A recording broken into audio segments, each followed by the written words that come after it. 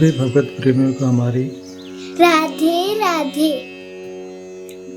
मानव जीवन का सर्वोत्कृष्ट फल सत्संग श्री भक्तमाल कथा के माध्यम से हमें मिलने जा रहा है। श्री भक्तमाल कथा के प्रधान श्रोता हमारे श्री प्रिया प्रीतम जी हैं। उनके श्री चरणों में प्रणाम करते हुए आइए आज के भक्त चरित्र का श्रवण करें। भक्त ऋक्षराज जामवान। स्वार्थ सांझ जीव कह एहा, मन क्रम बचन राम पद नेहा।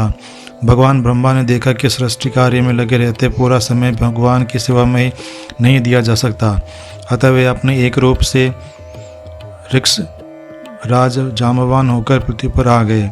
भगवान की सेवा, भगवान के नित्य मंगलमय स्वरूप का ध्यान, भगवान की लीलाओं का चिंतन ये जामवान जी की दिनचर्या थी। सती युग में जब भगवान वामन ने विराट रूप धारण करके बलि को बांध लिया, उस समय उस विराट रूप प्रभु को देखकर ऋक्षराज जामवंत जी को बड़ा ही आनंद हुआ। वे भेरी लेकर विराट भगवान का जय घोष करते हुए दिशाओं में सर्वत्र महोत्सव की घोषणा कर आए और 2 घड़ियों में ही दौड़ते हुए उन्होंने 7 प्रदक्षिणाएं विराट भगवान की कर ली। त्रेता में जामवंत जी सुग्रीव के मंत्री हो गए। आयु, बुद्धि, बल एवं नीति में सबसे श्रेष्ठ होने के कारण वे ही सबको उचित सम्मति देते थे। वानर जब सीतान्वेषण को निकले और समुद्र के तट पर हम हताश होकर बैठ गए, तब जामवंत जी ने ही हनुमान जी को उनके बल का स्मरण दिलाकर लंका जाने के लिए प्रेरित किया।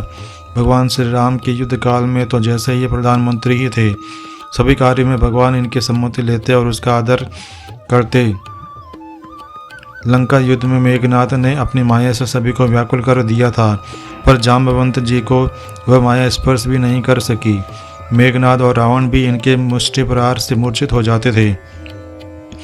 जब भगवान अयोध्या लौट आए और राज्याभिषेक के अनंतर सबको विदा करने लगे, तब जाम्बवंत जी ने अयोध्या से जाना तभी स्वीकार किया जब प्रभु ने उन्हें द्वापर में फिर दर्शन देने का वचन दिया। जामवंत जी की इच्छा थी कि कोई भी मुझे द्वंद्व युद्ध में संतुष्ट करे। लंका के युद्ध में रावण भी उनके सम्मुख टिक नहीं सका था। भगवान तो भगवत वांछाकल्पतरु हैं। अपने भक्त की इच्छा पूर्ण करना ही उनका व्रत है। द्वापर में श्री कृष्णचंद्र का अवतार हुआ। द्वारका आने पर यादव श्रेष्ठ सत्राजित ने सूर्य की आराधना करके सेमंत तक मणि प्राप्त की। एक दिन श्री कृष्णचंद्र ने सराजित से कहा कि यह मणि महाराज उग्रसेन को दे दो, किंतु लोभवश सत्राजित ने यह बात स्वीकार नहीं की। संयोगवश उस मणि को गले में बांधकर सत्राजित का भाई प्रसेनजित आखेट के लिए वन में गया और वहां उसे सिंह ने मार डाला। सिंह मणि लेकर गुफा में गया तो जाम्बवंत जी ने सिंह को मारकर मणि ले ली और गुफा के भीतर अपने बच्चे को खेलने के लिए दे दी। द्वारका में जब प्रसन्न नहीं लौटा, तब सत्राजित को शंका हुई कि श्री कृष्णचंद्र ने मेरे भाई को मारकर मणि छीन ली है। धीरे धीरे यह बात फैलने लगी। इस अयश को दूर करने के लिए श्री कृष्णचंद्र मणि का पता लगाने निकले। मरे घोड़े को फिर मृत सिंह को देखते हुए जाम्बवंत की गुफा में पहुंचे। एक अपरिचित पुरुष को देख बच्चे की धाय चिल्ला उठी।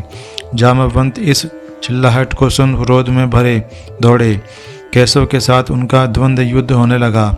27 दिन रात बिना विश्राम किए दोनों एक दूसरे पर वज्र के समान घूंसे मारते रहे। अंत में जाम्बवंत का शरीर मधुसूदन के घूंसों से शिथिल होने लगा।